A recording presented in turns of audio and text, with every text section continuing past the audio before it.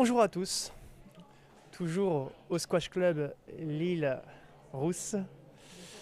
Et vous l'avez peut-être reconnu, l'ancien champion du monde, l'ancien numéro 1 mondial, Thierry Lincou. Bonjour Thierry. Bonjour, bonjour.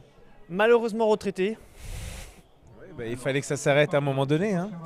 Mais de temps en temps, à l'occasion d'événements comme ça, j'essaie de me remettre un petit peu en forme pour me faire plaisir et surtout faire partager des choses, de l'émotion et donner du plaisir aux gens. Voilà. Quand on te voit sur le terrain comme depuis ces 2 derniers jours, on a envie de se dire, il aime ça, il semble avoir des guibolles qui fonctionnent. Euh, alors on sait que c'est très difficile de maintenir un niveau très, très élevé, mais quand même, bon voilà, tu te dis pas peut-être pourquoi pas faire quelques tournois et mettre les points sur les i. Non, non, mais on a toujours.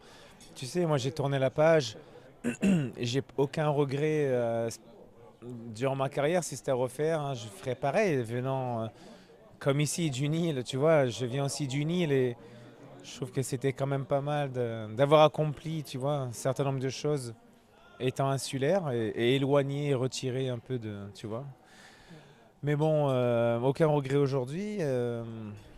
Je me fais plaisir parce que j'ai gardé un minimum de forme et malgré les petits pépins qu'on peut avoir lors d'une carrière ou après carrière, c'est encore plus dur, je crois, après carrière de se maintenir parce que on a tendance à se relâcher, on n'a plus du tout d'objectif et c'est facile de tomber un petit peu dans, tu vois, dans le plaisir total, de la bouffe, etc., de plus rien faire. Mais j'essaie de me maintenir un petit peu en forme et c'est que comme ça que j'arrive à m'exprimer sur le court.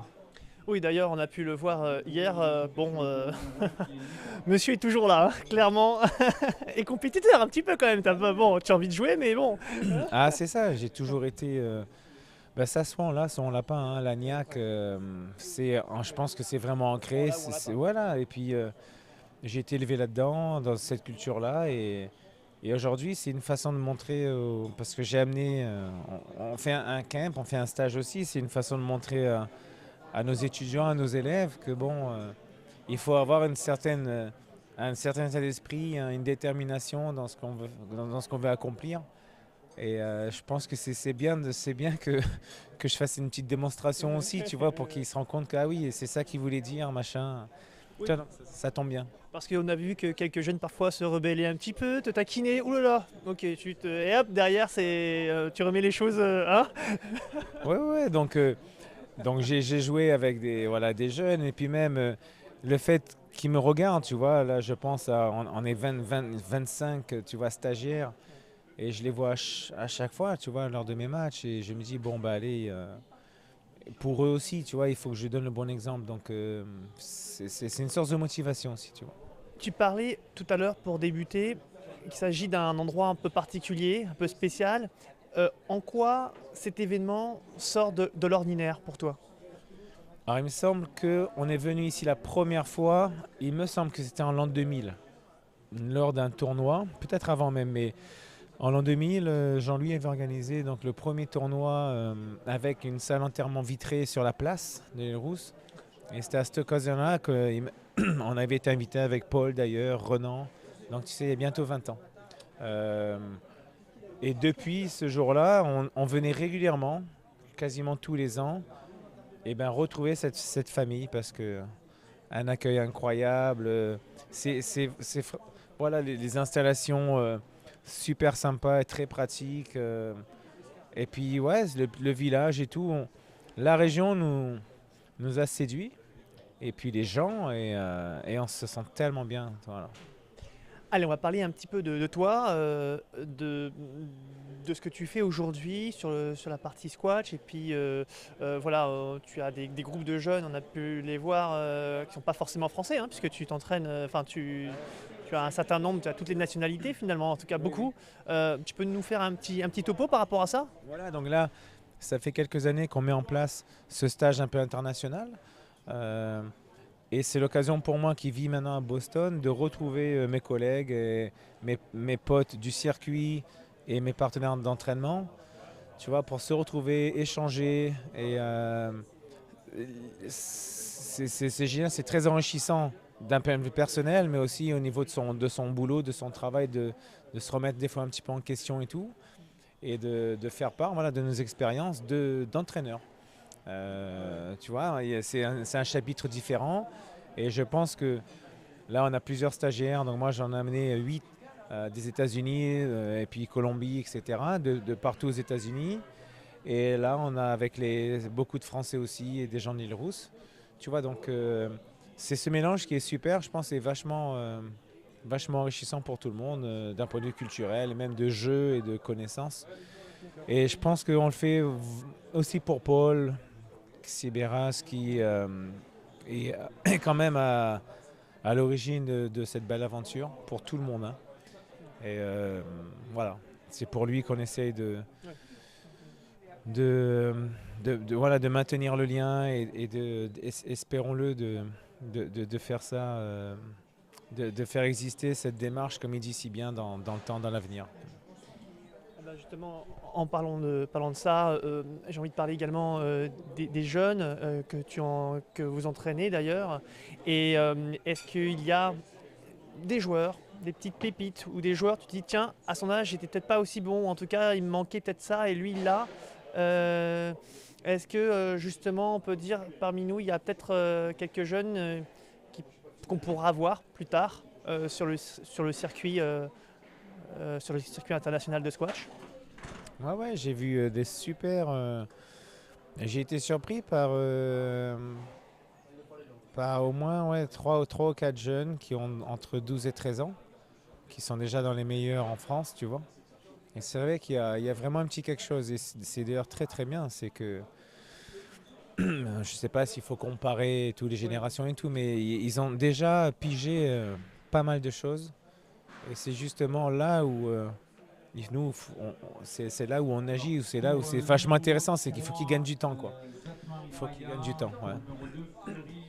En fait, je voulais faire une comparaison avec ton évolution à toi aussi. Comment ça s'est passé pour toi? Est-ce que tu as eu cette possibilité, cette chance, assez rapidement ou pas, de te retrouver dans un cadre qui t'a permis d'arriver Ouais, donc, à être là, quoi? ouais, si tu veux, moi j'ai commencé à l'âge de 8 ans, et j'ai beaucoup joué avec mon frangin, mes parents, parce que mon père avait construit la première salle à l'île de la Réunion, tu vois, donc j'habitais juste à côté, donc je pense que le vécu a fait que j'ai compris pas mal de choses.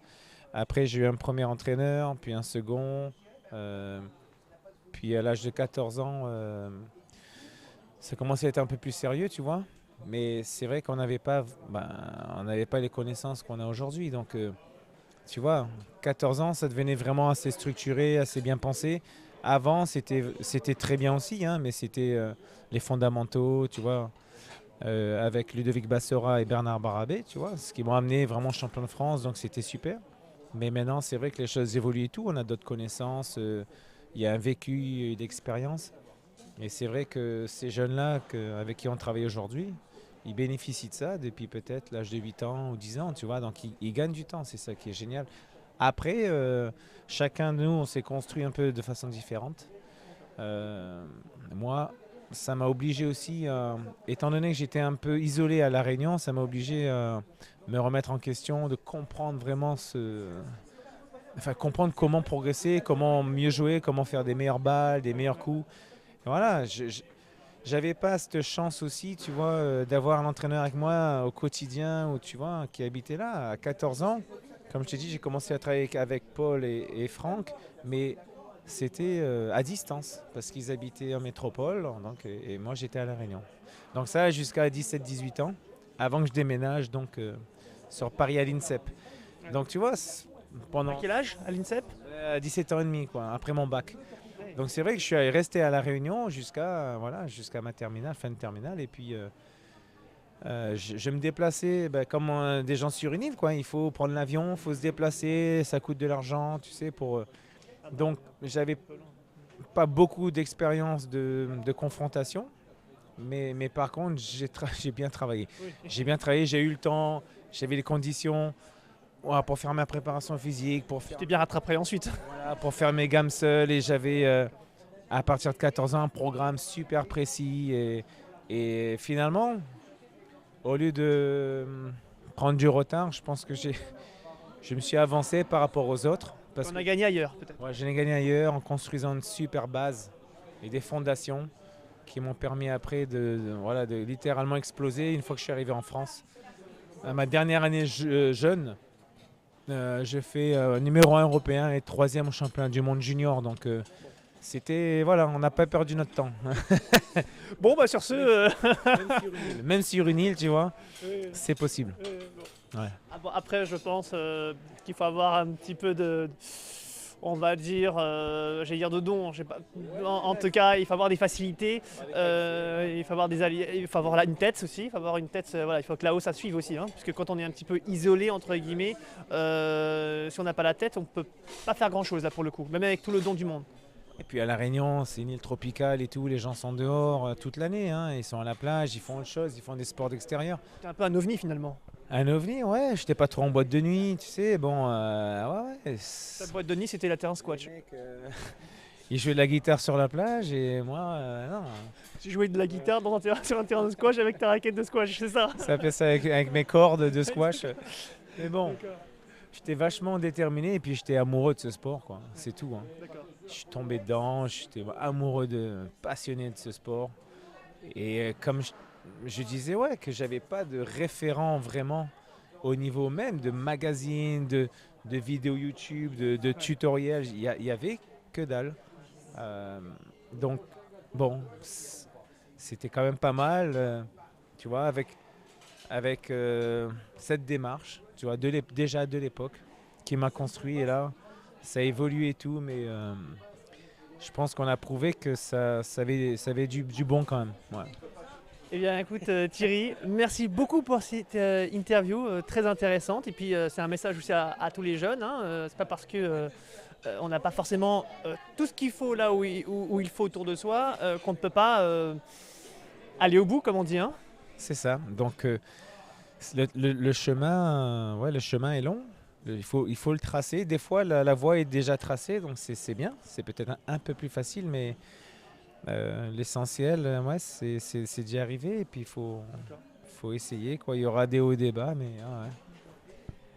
Merci Thierry, je vois que Jean-Louis est en train d'attaquer l'apéro déjà, donc je crois qu'il est l'heure d'aller le rattraper, à moins que toi tu as déjà commencé peut-être, non? Non. Moi, j'ai une finale ce soir, donc. Ah bah remarque, Jean-Louis, oui, il a une finale ce soir, hein. Il faut arroser maintenant, hein, parce que sinon... Bah ouais, donc le local de l'étape, je m'en méfie, donc j'ai pas pris ma piètre habituelle, tu vois, là, de ce midi. Es-tu certain? Je sais qu'ils sont coquins, peut-être ils l'ont mis directement dans le cake. Vas-y. Merci. Ça marche.